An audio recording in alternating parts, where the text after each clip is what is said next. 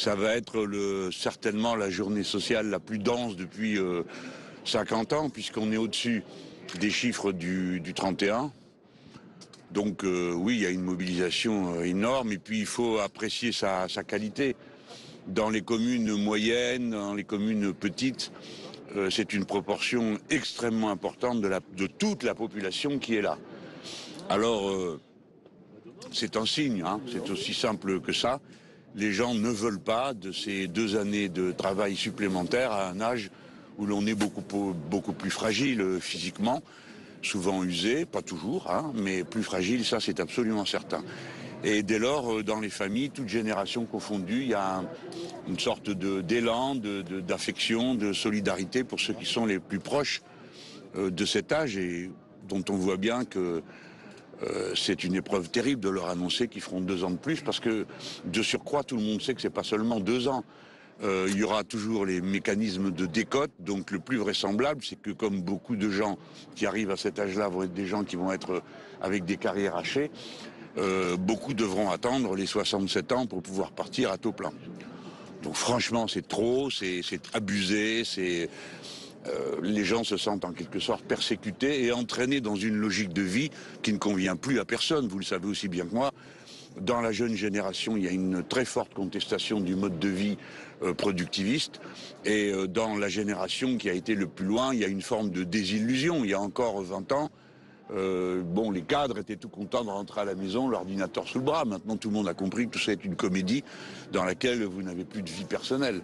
Il y a donc quelque chose de très, très profond qui a lieu en ce moment dans les mentalités et dans la conscience collective du pays. Voilà, donc je crois que c'est un moment important. Est-ce que le silence, finalement, ou le quasi-silence du président peut un petit peu vexer ou tendre le mouvement? Alors, s'il avait le bon goût de parler, ça serait bien, parce que ça améliorerait le niveau de mobilisation populaire contre lui.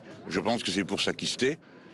Parce que c'est prudence de sa part. Il sait que l'état d'exaspération du pays à son égard est complet et que maintenant, lui, ne lui reste plus grand-chose comme moyen d'action.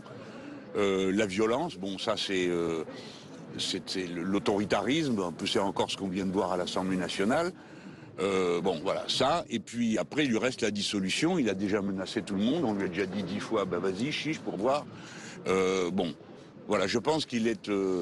il est dans une situation qui le condamne à perdre. De toute façon, moralement, il a perdu déjà. Que ce soit d'une manière ou d'une autre, tout ce qui est en train de se passer là, en ce moment, aura une expression politique, je ne sais quand, mais aura une expression politique. C'est une certitude. Ça s'est toujours passé comme ça dans ce pays. Hein. Les grands mouvements sociaux génèrent une réponse politique derrière. Voilà. Est-ce que vous pensez que la mobilisation... reconductible, vous approuvez ce mode de... Moi, j'ai pas trop à dire. Ce que je peux dire, c'est que nous, on va rebooter nos forces pour bien venir en complément de la mobilisation. Alors, de 2 manières. D'abord à l'Assemblée, où pied à pied, et nous pensons peut-être arriver à convaincre le pouvoir, qui va se rendre compte que s'il interrompt les débats en milieu, ça risque de très mal se passer, là aussi dans l'opinion. Donc peut-être que nous arriverons à lui faire dépasser la date qu'il avait décidé tout seul de mettre comme limite au débat. Et d'être très pugnace, parce que beaucoup de gens regardent la télévision, regardent les émissions qui rendent compte de la séance. Et beaucoup de gens s'intéressent, apprennent, écoutent, reçoivent des arguments de plus. Donc le niveau d'éducation populaire s'élève à mesure que la bataille dure. Ça, c'est le côté assemblée. Et après, il y a le côté mobilisation populaire. Bon, nous sommes des partisans, comme vous le savez, pour la raison simple à comprendre, des manifestations le samedi. Alors les syndicats de salariés organisent très bien l'action dans l'entreprise. Et puis, nous sommes partisans des mobilisations aussi le week-end. Là, ça tombe bien, on y appelle ensemble. Voilà, et donc c'est une des fois où il y a une conjonction entre ces 2 aspects de la bataille, l'Assemblée et les rues. Quant à nous, les Insoumis, non seulement nous sommes très ardents en première ligne parlementaire, en première ligne dans la rue, mais aussi pour élargir le mouvement. Et je pense que la contribution des jeunes gens qui sont en train d'entrer en action dans les facultés et les lycées est un apport extrêmement important à la lutte.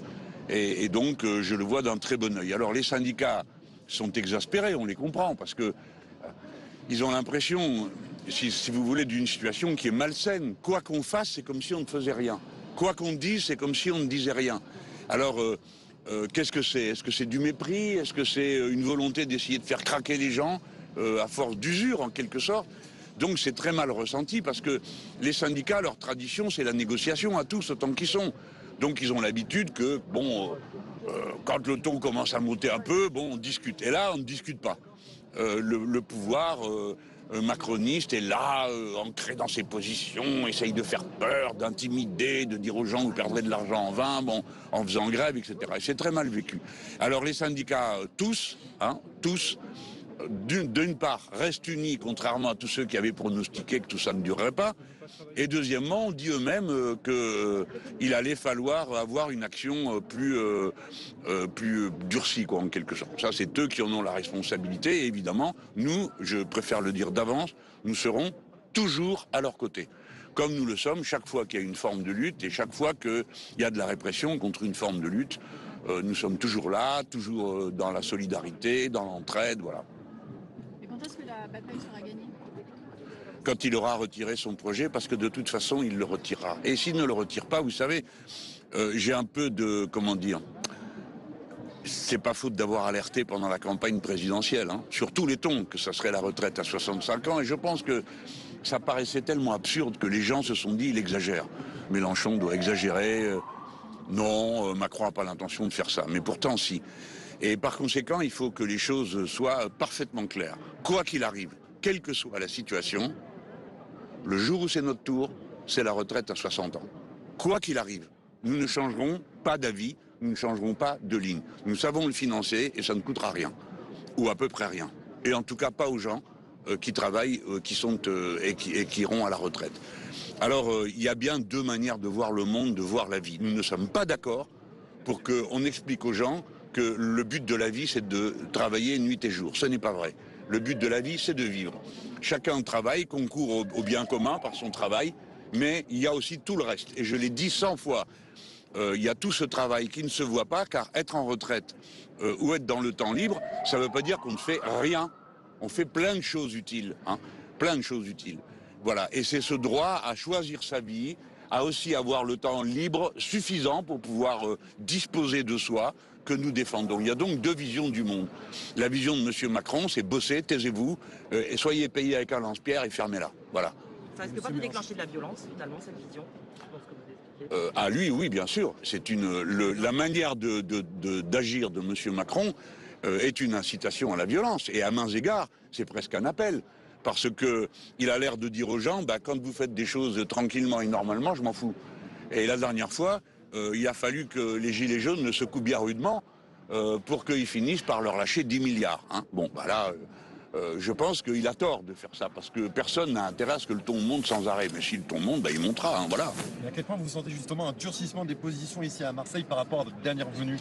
Eh bien, comme je suis là, normalement, chaque fois que on est dans une démarche de rue. Alors, pourquoi je fais comme ça? Parce que vous le savez très bien, les réactions des gens à mon égard ne sont plus tout à fait les mêmes qu'autrefois.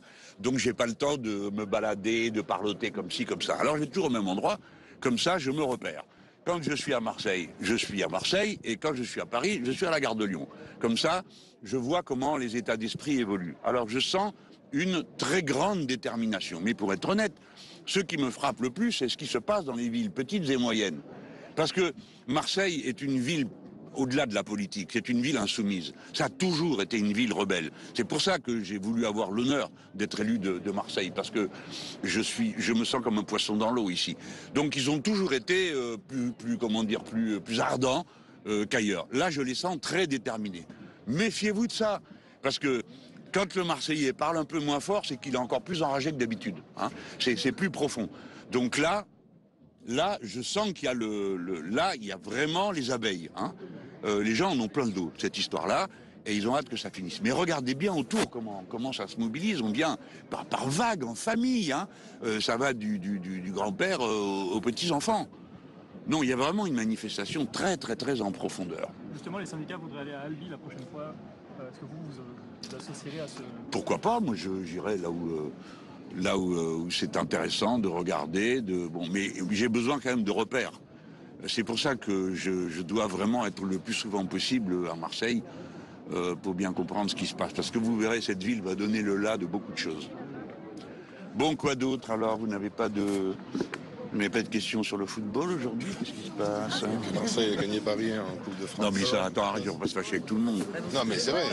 Vous pensez vraiment que sur la longueur, parce qu'aujourd'hui on est samedi, mais sur la longueur, vous pensez vraiment que les gens vont continuer à se mobiliser parce qu'on est quand même dans un contexte de précarité, etc. Oui. Bah, on va voir, mais je pense que, vous savez, il faut comprendre la psychologie de masse.